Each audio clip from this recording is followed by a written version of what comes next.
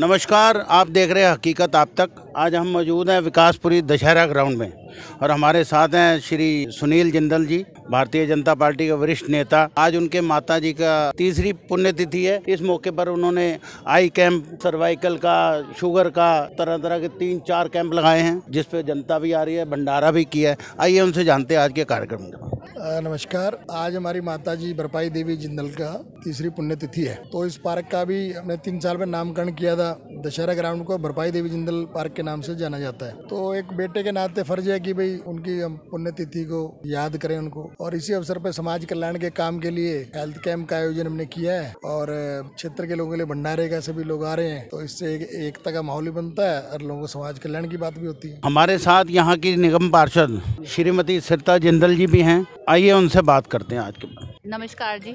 बहुत ही एक अच्छा विषय है कि हमारी सासू माँ की जो पुण्यतिथि पे हम लोग ने मेडिकल कैंप लगाया है और भंडारे का आयोजन किया है, क्योंकि जो माता जी थी वो बहुत ही लोगों को मेल मिलाप वाली और उनको बहुत अच्छा लगता था भंडारा करना, गरीबों को खाना खिलाना। तो हमने, हमारे परिवार ने यही सोचा कि उनकी पुण्यतिथि पे एक मेडिकल कैंप लगाएं। तो आज का जो दिन है, सभी आसपास के हमारे क्षेत्र के बुजुर्ग यहाँ आए हैं, सीनियर सिटीजन्स की पूरी मेंबर्स यहाँ आए हैं, तो उनके लिए एक हमें भी अच्छा लगा और सीनियर सिटीजन्स को भी बहुत अच्छा लगा। तो मैं भी आपके मीडिया के माध्यम से सभी लोगों से गुजारिश करूंगी कि अपने माता पिता की बहुत सेवा करें, क्योंकि वो हैं तो हैं, एक बार वो आप लोगों के बीच में से चले जाएंगे तो सिर्फ उनकी यादें रह जाएंगी। देखो, पुण्यतिथि पे लंगर तो हर कोई लगाता है, ज़्यादातर देखा गया, लेकिन आपने ये जो हेल्थ कैंप लगाया है, ये एक बहुत बड़ी बात है। इसके बारे में क्या कहना है? देखिए, हमारी जो माता जी का जब देहांत हुआ तो वो बहुत बीमार रहीं काफ़ी समय तक।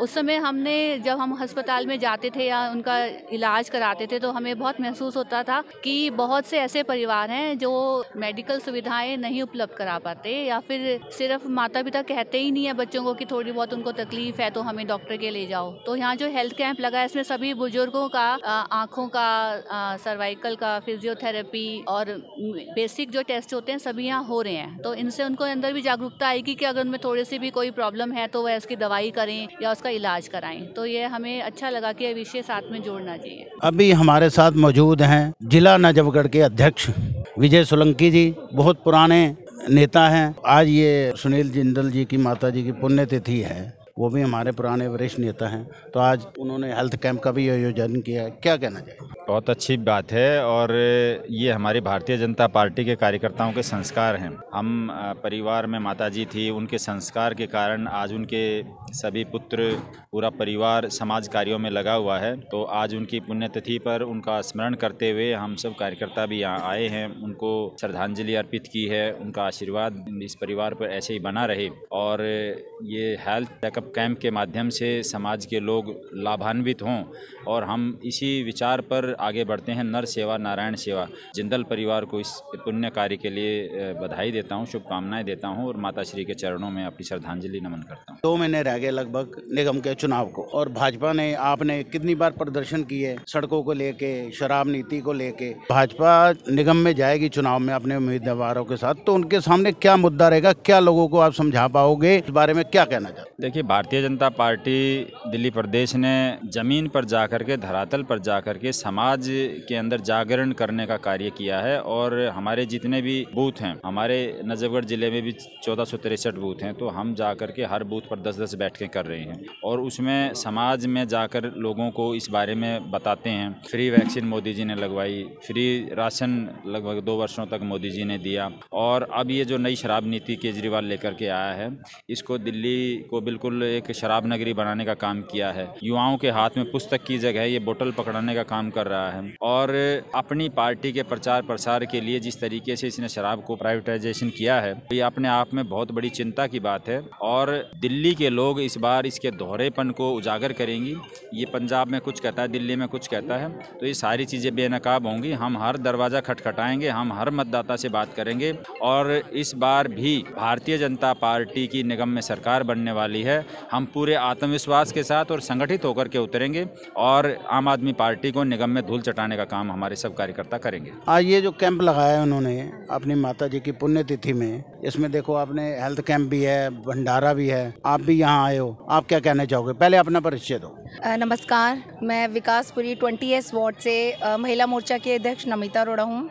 आज हमारे सुनील जिंदल भैया जी की माता जी हैं श्रीमती भरपाई देवी जी, उनकी पुण्यतिथि पे ये कैंप लगाया गया है। और देखिए आप, इतना अच्छा समारोह किया गया है। जो भी पब्लिक आ रही है सबका फ्री ऑफ कॉस्ट मेडिकल का पूरा चेकअप हो रहा है, अच्छे से हो रहा है। और जितने लोग आ रहे हैं उनको प्रसाद भी दिया जा रहा है, तो बहुत अच्छे से। ये हमने पिछले साल भी किया था और इस बार भी, और हर साल हम माता जी के पुण्यतिथि पे ये जरूर समारोह रखते हैं और रखते आएंगे। महिलाओं की भागीदारी बढ़ने से युवाओं को आगे आने का मौका मिलेगा, इस बारे में आप क्या कहने चाहोगे? युवाओं के आने से आप खुद देखिए कि इतना अच्छा माहौल बन चुका है। ऐसा नहीं है जो हमारे बड़े भी थे, ऐसा नहीं हो उनके होने से कुछ था, बल्कि उनसे हमें बहुत एक्सपीरियंस मिला है, उनसे हमें पता चला है कि आगे कैसा करना चाहिए। पर युवाओं से क्या होता है, हमें नई प्रतिक्रियाएं आती हैं। तो मैं ये नहीं कहूँगी, हमारे भी कितने बुजुर्ग हैं जो बहुत एक्टिव हैं, मगर एक युवा के आने से एक उसकी गतिशीलता बढ़ जाती है। आप उसको और गति से आगे बढ़ा सकते हैं जो आपका कार्यक्रम है या आप जिस चीज़ को आगे बढ़ाना चाहते हैं। तो उसमें बहुत सी ऐसी चीज़ें कि जिस तरह से युवा आगे बढ़ रहे हैं, आने वाले आगे हमारी जो जनरेशन होगी और वो युवा होंगी तो वो भी हमारी तरह आगे बढ़ेगी। नहीं, युवाओं के साथ साथ मैं जो कह रहा हूँ महिलाओं की भागीदारी बढ़ी है, क्योंकि महिलाओं का आगे आने से लोगों में विश्वास ज़्यादा होता है, करप्शन का खतरा कम रहता है, महिला से महिलाएं बात करने में अच्छा लगता है, सहयोग रहता है। उसके बारे में देखिए, महिलाओं के आने से मैं भी एक महिला हूँ और जैसे कि पहले की बात है, मैं भी खुद इस लाइन में आने से कतराती थी, मैं नहीं आना चाहती थी। मैं बहुत लोगों के इंटरव्यूज़ देखती थी, बट जैसे हमारी जो सरिता भाभी जी हैं, मैं आपको बताऊं एज अ महिला मैं उनसे इतनी इंस्पायर हुई हूँ, इतनी इंस्पायर कि अगर मैं एज अ लेडी आगे बढ़ी हूँ तो सरिता भाभी को देख के, क्योंकि सरिता भाभी ने बताया कि महिला कहीं भी आगे आ सकती हैं, आपको कोई डर नहीं है। और एक महिला के आगे बढ़ने से आप सोचिए पीछे से 10 महिलाएं और कदम बढ़ाती हैं। अगर मैं आगे बढ़ी हूँ तो मेरे पीछे 10 महिला और आई हैं, उनके पीछे और 10 महिला आएंगी। और ये इसलिए नहीं कि कोई महिला को देख रहा है, एक विश्वास बन रहा है कि एक महिला अगर आगे बढ़ सकती है दूसरी भी बढ़ सकती है। और सबसे बड़ी बात, हमारे इधर महिलाओं का जो सबसे बड़ा मुद्दा है कि वो सुरक्षित नहीं समझती। तो यहाँ का जो सबसे बड़ी चीज़ है कि हम महिलाएं सुरक्षित हैं। और जहाँ पे आप देखिए महिलाएं आगे होंगी तो पुरुष भी पीछे ही रह जाते हैं। तो ये तो है ही कि जहाँ महिलाएं आगे हैं तो आप अब हमारे भगवान धार्मिक उधर भी जाएंगे तो सारी जगह बोला जाता है कि पार्वती माँ है तो भोलेनाथ है, लक्ष्मी जी है तो विष्णु जी है। हम तो भारत को भी भारत माता कहते हैं। बिल्कुल बिल्कुल जी, तो इसलिए कहते हैं कि भारत माँ है तो हम आगे बढ़ेंगे और महिला सारी इकट्ठी रहेंगी। मैं सपना राय बीजेपी मंडल की महामंत्री हूँ, महिला मोर्चा की। अच्छा, आज ये जो कार्यक्रम किया गया है सुनील जिंदल जी की माता जी की पुण्यतिथि पर, उन्होंने जैसे आपने देखा हेल्थ कैंप भी लगाया है, तो कैसा आपको लग रहा है? जी बहुत अच्छा लग रहा है यहाँ पे आके भी, क्योंकि यहाँ पे कैंप भी लगाया गया है, यहाँ पे फ्री इलाज हो रहा है। तो हेल्थ से रिलेटेड औलाद की यही कर्तव्य है कि अपने माँ बाप के जाने के बाद उनको ऐसे ही उनको याद रखना चाहिए, उनके लिए कुछ ना कुछ, जैसे कि उनका दान दे के, उनका कैंप खुलवा के, या हम कुछ भी कर सकते हैं उनके लिए। तो इससे उनको खुशी भी मिलती है और बाकी लोगों को भी अच्छा लगता है और हमें उनको ऐसे ही याद करना चाहिए। जैसे कि आप युवा हैं, राजनीति से जुड़ी हैं, हाँ जी। एक सवाल ये है, 2 महीने रह गए निगम के चुनाव आने वाले हैं। इस निगम चुनाव में सबसे बड़ा मुद्दा रहेगा शराब, सड़कें खराब, तो उसको लेकर आप क्या कहना चाहोगी? महिलाएं क्या सोचती है उस बारे में? देखिए, शराब को लेके मैं यही कहना चाहूँगी कि जो हमारे केजरीवाल ने इतने वादे किए थे कि हम हॉस्पिटल खुलवाएंगे, हम स्कूल खुलवाएंगे, हम कॉलेजेस खुलवाएंगे, इन 7-8 सालों में उन्होंने कुछ भी नहीं किया। वो बड़ी बड़ी बातें करते हैं सिर्फ कि हम झंडा 500 दिल्ली के 500 जगह हम झंडा फहराएंगे, ये करेंगे वो करेंगे। अरे तुम महिलाओं के लिए कुछ करो, उनके लिए, गरीबों के लिए कुछ करो, तुम उनके लिए हॉस्पिटल्स खुलवाओ ताकि उनका मुफ्त इलाज हो, बच्चों के लिए स्कूल खुलवाओ, उनके अच्छे उनके लिए कैंप खुलवाओ ताकि वो बच्चे कुछ कर सके, महिलाएं कुछ कर सके, गरीब लोग कुछ कर सकें।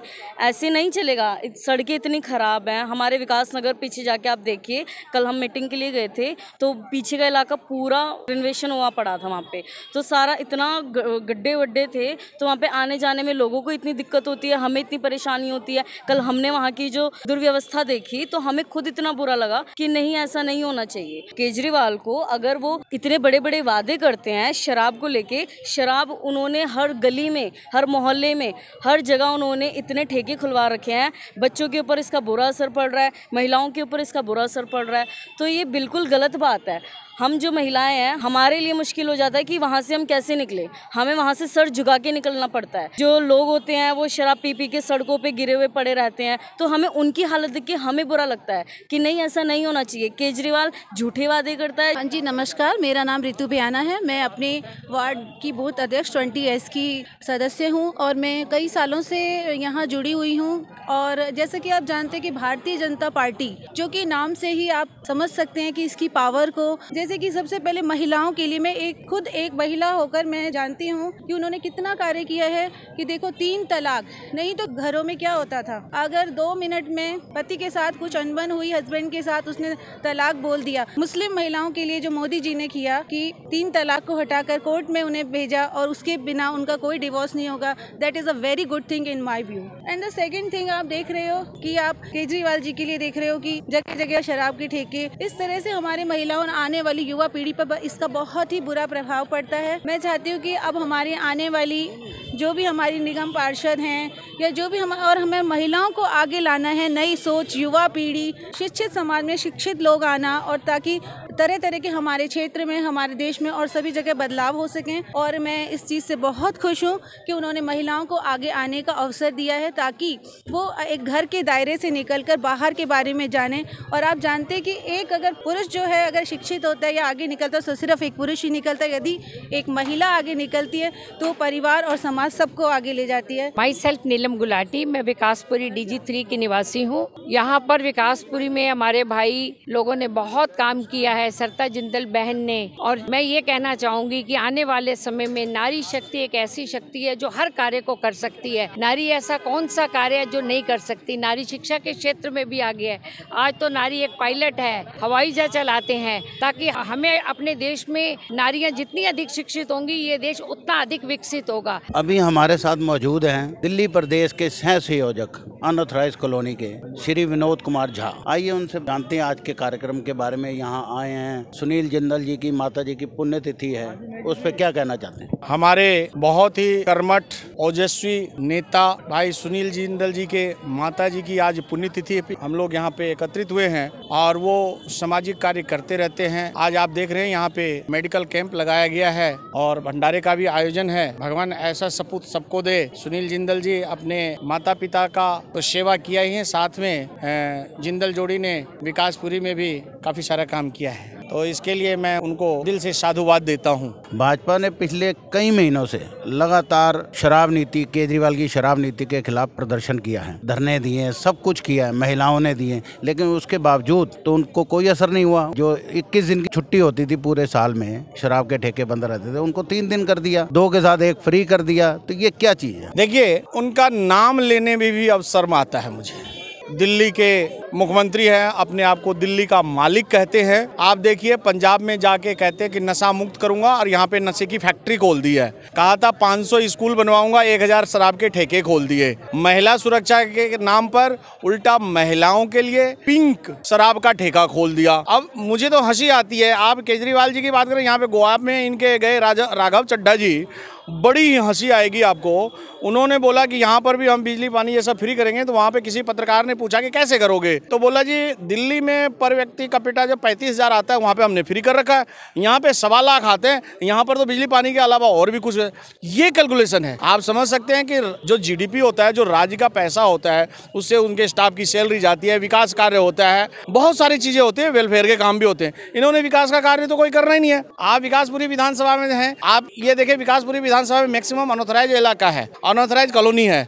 आप कहीं भी चले जाइए, आपको सड़क नहीं मिलेगी। बताएं कोई आम आदमी पार्टी के कार्यकर्ता, नेता, इवन मुख्यमंत्री कि उन्होंने 5 वर्षों में कोई एक भी नया हॉस्पिटल बनाया हो, कोई एक भी नया स्कूल बनाया हो अलग से। शराब नीति पे आप देखिए, वो घर घर दारू पहुंचा रहे हैं। ये सोचना दिल्ली की जनता का काम है। गिरगिट भी शर्मा जाए, ये इतनी बार पलटी मारते हैं। जो व्यक्ति बच्चों की कसम खाकर झूठ बोलता है, उस पर हम क्या यकीन कर सकते हैं? आपके माध्यम से दिल्ली के माननीय मुख्यमंत्री जी से मैं पूछना चाहता हूं कि घर से शुरुआत करें। क्या उन्होंने अपने बच्चों को दारू पीना सिखा दिया है? जो दिल्ली की जनता को दारू पीना सिखाना चाहते हैं तो वह बताएं कि आपने अपने बच्चों को कैसे सिखाया और आपके बच्चे ने दारू पीना शुरू कर दिया कि नहीं कर दिया, यह भी जनता को बताएं। अभी हमारे साथ यहाँ मौजूद है श्री विनोद शर्मा, जिला प्रचार मंत्री वार्ड 23S से।